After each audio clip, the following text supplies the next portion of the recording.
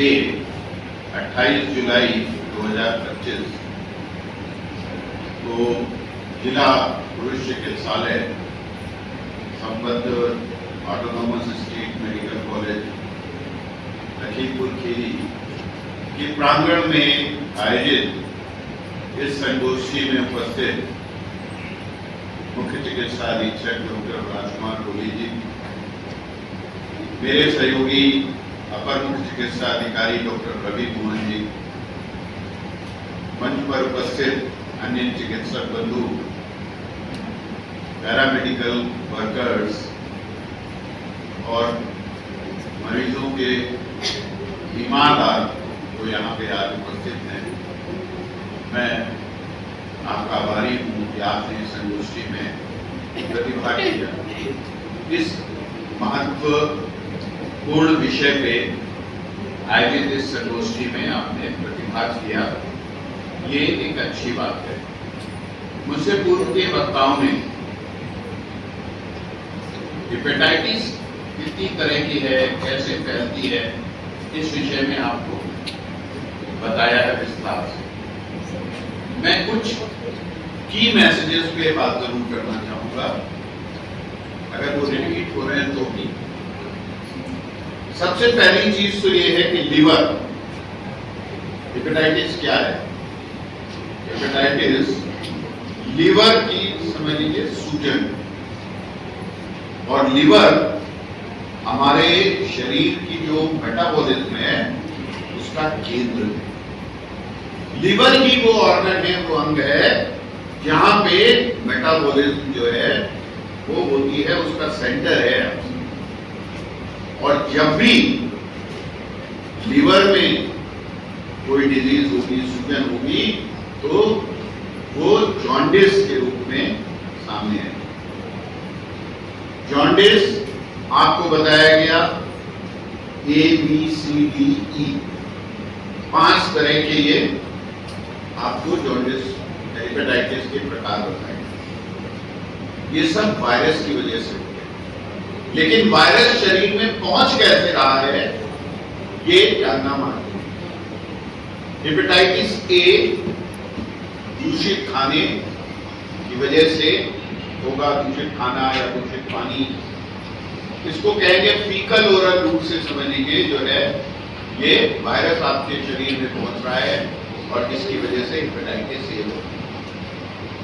Hepatitis B मुख्यतः 3 तरह से फैलता है।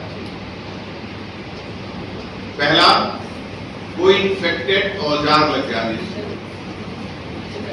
जैसा बताया ACMO साहब ने कि टैटू करा रहे हैं, नाई के यहाँ गए हैं, उसने ब्लेड चेंज नहीं किया है, शेविंग कराने गए हैं, पता लगा हेपेटाइटिस B लेके वापस कर दिया।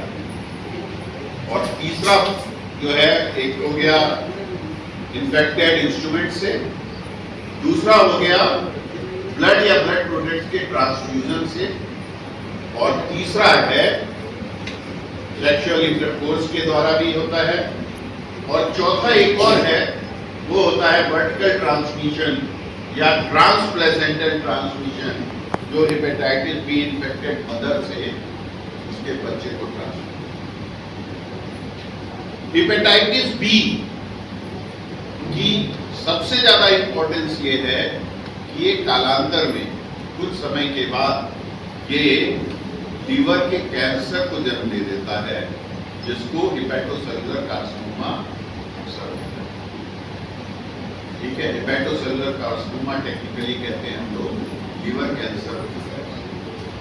हेपेटाइटिस C बताया अभी CMS साहब ने बताया कि ब्लड प्रोडक्ट्स के ट्रांसफ्यूजन की वजह से होता है। तो सबसे ज्यादा इसमें जो परेशानी की चीज है वो है हेपेटाइटिस B और C। तो आपने इतना जान लिया, अब बात आती है कि इससे बचाव के लिए क्या करना है।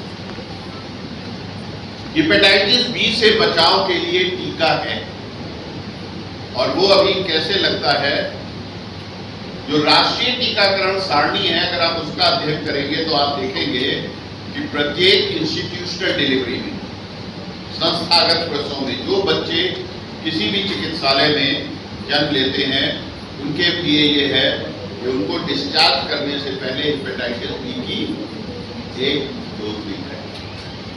उसके बाद हेपेटाइटिस बी कुछ अन्य टीकों के साथ अलग से भी आता है, कुछ अन्य टीकों के साथ पेंटावेलेंट के फॉर्म में भी उपलब्ध है, जिसमें 5 तरह के पेंटा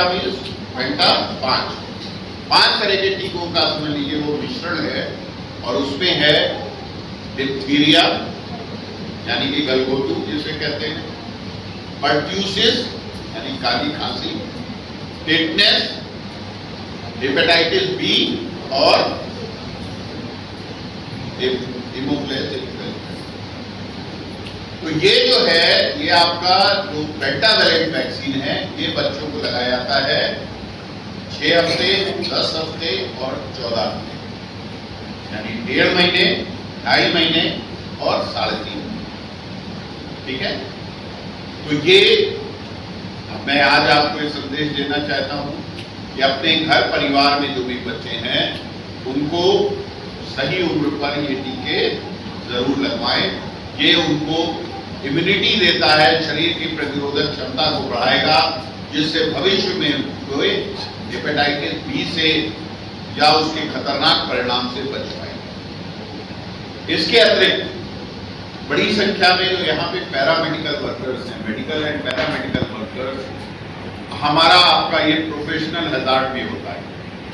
हम बहुत से केसेस को डील करते हैं, कई बार ब्लड प्रोडक्ट्स को भी डील करते हैं, पैथोलॉजी में सैंपल्स लेते हैं, तो या कोई सर्जन